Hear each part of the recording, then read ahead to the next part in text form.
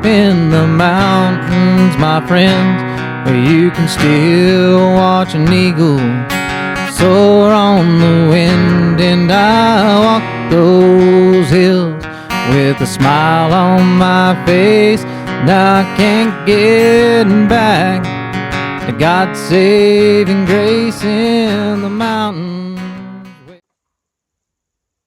Welcome back to our Hill to Die On podcast. I am your host, Chase Dowling, and this is what's going on in Forest Hill for the week of March 4th through March 10th, 2025. Hope everybody's having a good week. Hope everybody had a good weekend. Did you like and subscribe? Did you? I don't think you did. Not enough of you did. I got 25 of you entered right now. 25. That's it. 25. And you know, we're going to... Yeah, that's right. We're going to do hat giveaway. Hat giveaway. I mean, it's going to be a decent hat. Not like it's going to be a crappy hat. But this is how you do it, folks. This is how you do it, okay? You go in to the YouTube link. Go on there. Go to the YouTube link. Take it to the channel. Our Hill to Die On podcast. Okay, cool. You like it. You subscribe. And then, even if you don't want to do that, just do something as simple as hit the share button on Facebook. Hit the share button, share it, like it there. Simple as that. And you'll be entered to win the hat for the 1-year anniversary of Our Hill to Die On podcast. Every week for a whole year. Who knew that we were going to do this? I didn't, you know. And maybe, just maybe, you guys might... You know, we'll start doing some more giveaways here soon. If you guys will start catching traction, start doing this stuff, come on. I mean, I can kind of do stuff with leather now. I'm figuring out. It's not the best. It's getting better. I'll have to admit. You guys are, I'm not going to lie, you guys are kind of my test dummy.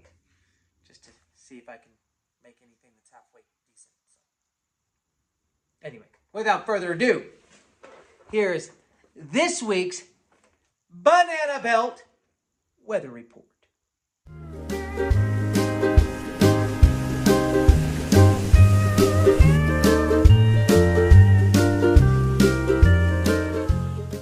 All right, folks. Old Hannah Banana sends us this one for this week's weather. She says, weather this week's looking real nice. We may be entering what she would like to call a spring of deception. That is right, spring of deception, folks. Wednesday and Thursday, we're kicking things off with a mix of clouds and sunshine on Wednesday. By Thursday, we're looking at more sun than clouds, and then tree pollen will be at moderate levels for those 2 days. And that stirs up your sinuses, so don't forget the Flonase for those 2 days. You know, I'm not a big fan of the Flonase, because then you get stuck on the goddamn shit, and it just, yeah, then you have to end up using it for longer than you have to. But just be prepared for the allergies. Don't blow your nose as much either, because then that'll swell your sinuses. Then you'll feel clogged up. It's not good. Anyways, then Friday through Monday is looking gorgeous. We'll have chilly nights, crisp mornings that give way to sunny afternoons. Nighttime temperatures could dip down to around 30s, high 30s, while daytime highs can climb up to maybe high 60s, low 70s. And then perfect weather to start the day with a hot cup of coffee on the porch. Maybe head out for a hike on one of your favorite trails later in the day. Yeah, that's right. You might even hit the lake and try your luck fishing, because a lot of people did this last week. We got some pictures coming up in our outdoor report. There's some people that posted there. Where are we at here? In other words, she says, go outside and touch some damn grass. Got to get out of the house. You know what I'm saying? Just saying. Snowpack update on February 27th. Phillips Station near Echo Summit reported 28 inches of snow depth and 11 inches of snow water equivalent. So that's an improvement from January 30th survey, which was about 5 more inches of snow depth and 3 more inches of water equivalent than before. However, it's still well below normal for this time of year. Not wrong there. Get a little low. But hey, we're just getting into March. So sometimes we get a pretty good snow in March. And we'll get some pretty good snowstorms. So like she said at the beginning, it's the spring of deception. It's not full spring yet. But it is the month of spring. So we're just saying here. So statewide, the Sierra snowpack is sitting at about 66% of the seasonal average for March. For our area specifically, it's closer to about 47%. So while this weather feels great right now, the Sierra really needs more snow, obviously. Without it, soils dry earlier, vegetation cures faster, and fire season starts earlier and lasts longer. So enjoy the sunshine, but pray for snow in the Sierras, folks. So that is this week's Banana Belt Weather Report. Thanks, Hannah.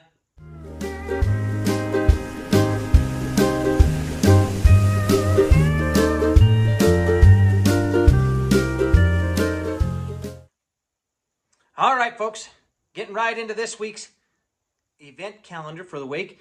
We still got LSM food distribution. I sure hope they're still doing it. I haven't heard anything from anybody over there. So 2:15 to 5 p.m.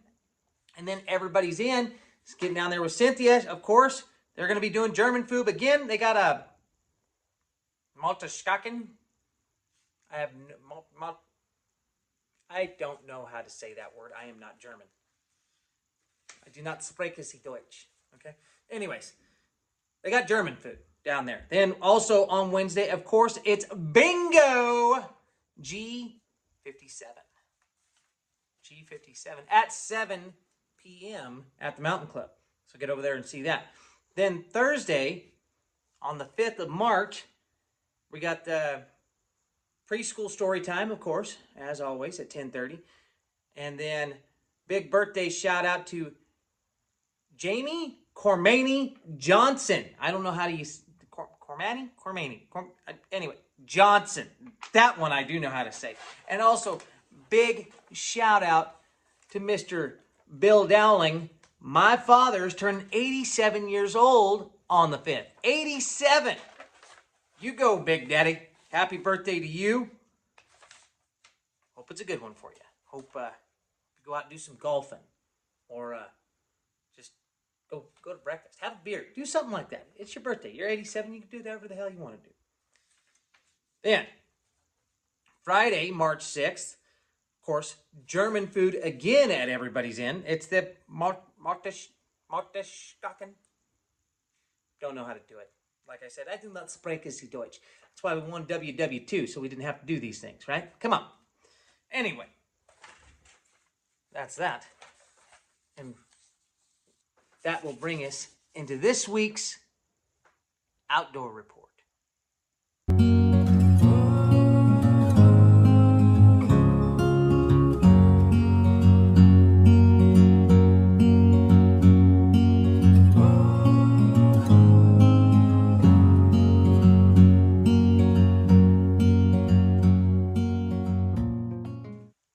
Folks, if you didn't notice this week, old Levi Kubler posted a picture of a hog of a fish that he caught a few years back, up at Sugar Pine. Fantastic. Probably biggest fish that's ever been seen at Sugar Pine.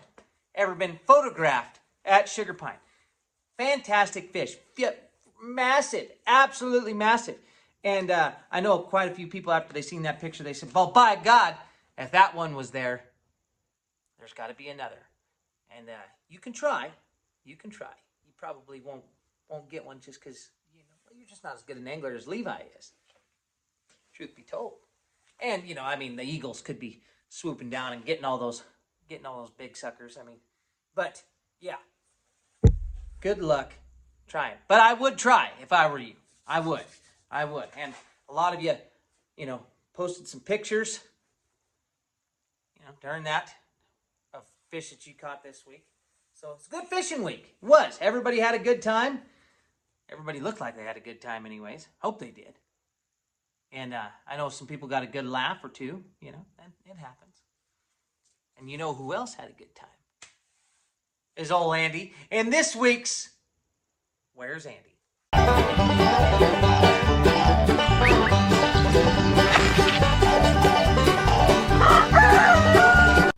Well, folks, Andy checked in again this week from Sugar Pine Reservoir again.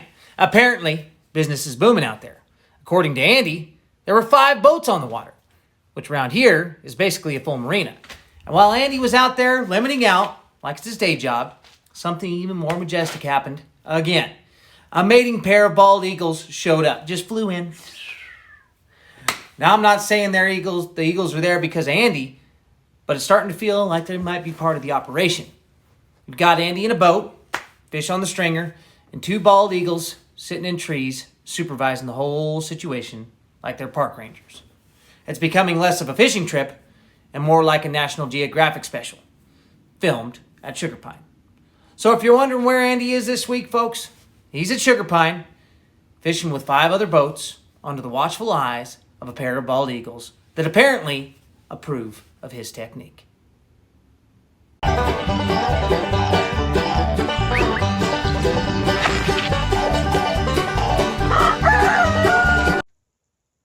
So, folks, I know Sugar Pine's been going off lately, but let's talk a little bit about French Meadows. So, talk to a good inside source that's been up there. All that snow that we got just a week and a half ago is all pretty much melted off. But it's getting close to spilling up there at French Meadows. We're only probably about 10 foot from the top now.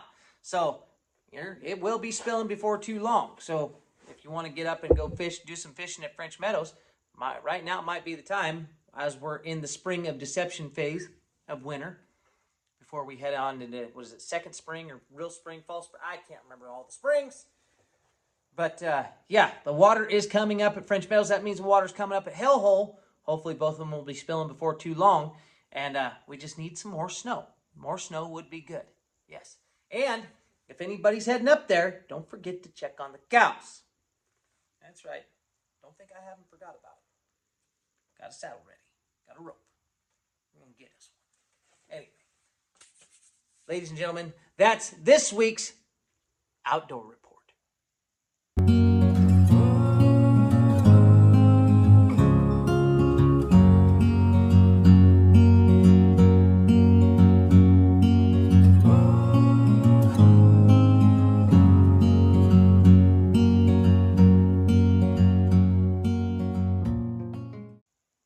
All right, moving right along. Saturday, Forest Hill Little League Umpire Training Clinic. They got that going on, so if you want to be an umpire for the Little League, they got a training clinic going on Saturday, 9 a.m. to 1 p.m. I know my son used to go up there and do those umpire leagues, and then I've had quite a few friends actually go do that and become umpires for the Little League. And then every now and then, if you're good enough, they'll send you to one of the big clinics for the actual Little League, and you can go become a certified umpire. That's right. You can do all the big stuff. You can go do the Little League World Series and all kinds of stuff like that. Pretty cool stuff. Then also birthday shout-outs on Saturday to Debbie Sanchez and Mr. Joe Donnellinger. Happy birthday to you both. Friends of the show, I know you are. Then, Sunday, March 8th. Folks, don't forget, dumps open every weekend, 8 to 5, 11:30 to noon. You know, it's kind of funny. Monday through Friday, by the way. Or no, Friday through Monday. What am I doing? Boy, I'm really going to screw this up. People are going to think Monday through Friday. No, Friday through Monday, 8 to 5, 11:30 to noon, lunchtime. Anyways, I don't see as many people asking if the dump is open since we come out to this podcast. Coincidence? I think not. Just saying. So, that gets us going on there. And also, don't forget about your pool tournament at the Mountain Club. Everybody likes to smack some balls around, you know. Put little balls into holes. How it goes, okay? Just saying. That starts at 4 p.m. on Sundays. So, with that said, that's going to bring us to this week's Thoughts for the Shitter.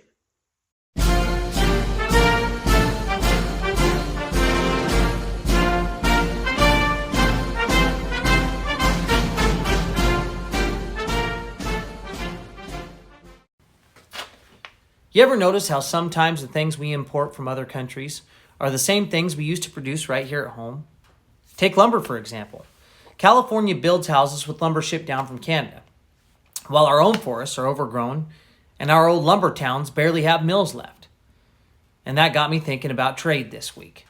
Because trade itself isn't a bad thing. People have been trading goods and services for thousands of years. Communities specialize in what they produce best, and everyone benefits from the exchange. But somewhere along the way, we skipped an important step. Healthy economies don't start by trading with the entire world. They start locally, then regionally, then nationally. And once that foundation is strong, they expand outward. The reason is simple. An economy isn't just about moving goods around the planet.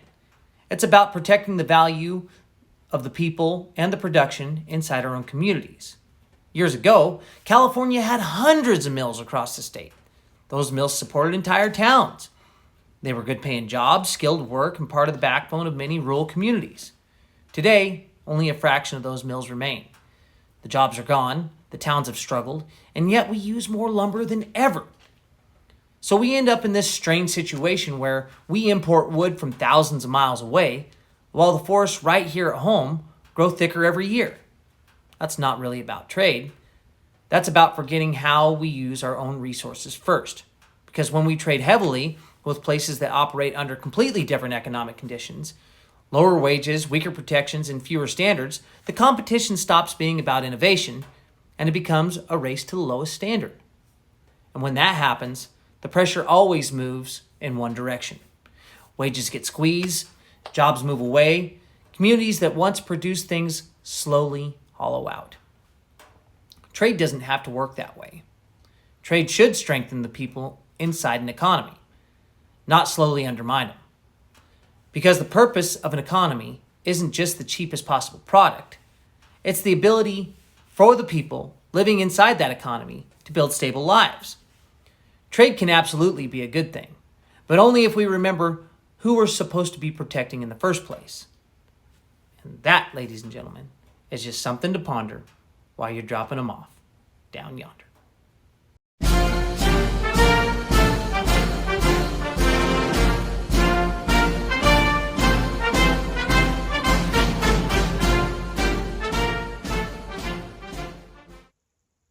Right back at it, folks. Speaking of trade, we're going to talk about the Forest Hill Book Fair because they'll be trading money for books this upcoming week. They got it starting this upcoming week on the 8th, it looks like, at the Forest at FDS and FES. I think they're doing an online thing, so try to get that going. Then Tuesday, Taco Tuesday down at Everybody's Inn. I hope you're still doing that, Cynthia. I have not heard word that she is not, since she's doing the German food too down there. So just saying, let me know if you are. I think I'm just going to say it is. Taco Tuesday. Sounds good. Taco Tuesday. Had tacos tonight. Had carnitas tacos. That's right. A little bit of Mexican action on Taco Tuesday. When is Cinco de Mayo? Oh, 5th of May. That's right. Ha ha! Anyway, birthday shout out Tuesday, March 10th, goes out to Kimberly, Gypsy, and Tina Sinetos. So, ladies and gentlemen, but Tina, how old are you, Tina? You're probably yelling at your thing right now. I'm, 25, 30, 35, somewhere in there. I don't know. Happy birthday to you. Friends of the show, and not just friends of the show, friends of mine. Happy birthday, Tina. Then, just before we get into the things that go bump in the night, I want to kind of recap last week here in Forest Hill. There wasn't a whole lot going on, but there was one major thing going on. Lions Club had their Seafood-orama. That's right. To a sold-out crowd there. Everybody had seafood and filled their gullets. Then everybody went either to the Legion Bar, the Red Dirt, or the Mountain Club, just like the old days, and shut her down. That's right. Not me. I was out of there by 11. But there were plenty of people still hooting and hollering and having a good time burning the midnight oil. I hope they all had a good time. Although I didn't see Russ Young because, well, he's old and he probably just doesn't stay up that late anymore. Because, he just can't party like he used to because he's a bum. Piss on you, Russ. Anyways, it'd have been good to see your face anyway. No, it wouldn't have. You'd have broke my eyeballs. Breaks every camera every time he looks at it. Anyway, hillbilly. Just saying. Also, hey, folks, people around town. So a couple of things. Couple people around town. If you look on Forest Hill, Helping Forest Hill, they got eggs for sale out there. So make sure you get your farm fresh eggs. I think they're like $6 a dozen right now, which is fantastic for egg prices. For homegrown, ranch-raised eggs that you can go pick up at somebody's house, $6 a dozen. Go buy them, folks. Look them up on Facebook. You'll find them. And also, Girl Scouts are selling it's cookie season. That's right, I'll let you know. Dusty Lou is selling cookies for them Girl Scouts. She's been selling them like crazy. Hot cakes, or Girl Scout cookies if you want to say. But if you don't want to get them from Dusty Lou, or you can't get them from Dusty Lou, go to Wharton's on probably Friday evening, most of the day on Saturday and most of the day on Sunday, and you'll see a cookie booth out front. There'll be a smiling young girl there to help you sell cookies and get you diabetes, early onset diabetes, guaranteed, because that cookies are so darn good, you can't stop eating them. I know, it's tough. And and Wharton's Roundup this month is going to support the Forest Hill High School baseball and softball team. So it's going to help the Wildfires baseball and softball teams. So when you go to Wharton's, you make a purchase, and they ask you, do you want a Roundup? You say yes. Yes, I want a Roundup, because we want to support Wildfire baseball and softball, by God. Folks, if you don't like Big Red, then, no, I'm just joking. Anyway, but that brings us to the things that go bump in the night with this week's Sasquatch.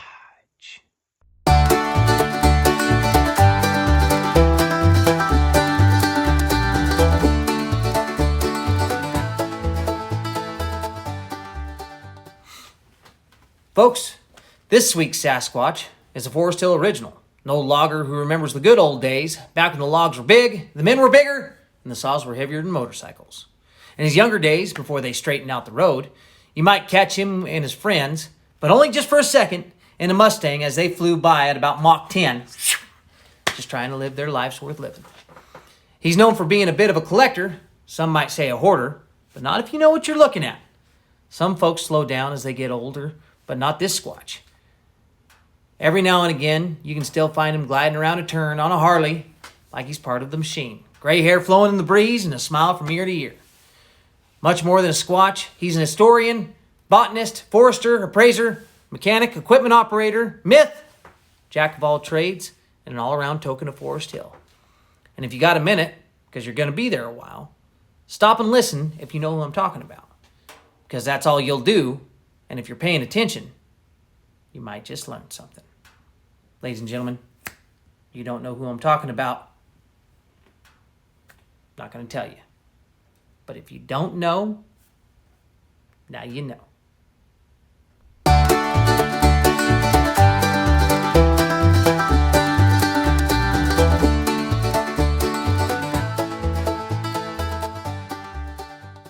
Folks, that Sasquatch is a Forest Hill original.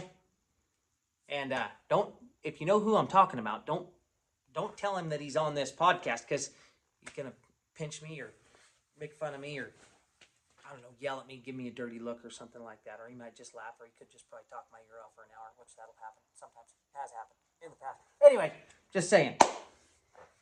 Hope everybody had a good week. Hope everybody's going to have a good weekend. I know we are. We're going to Dillon's Beach for a long overdue ocean trip. Going to get some crabbing done, hopefully. Catch some crabs.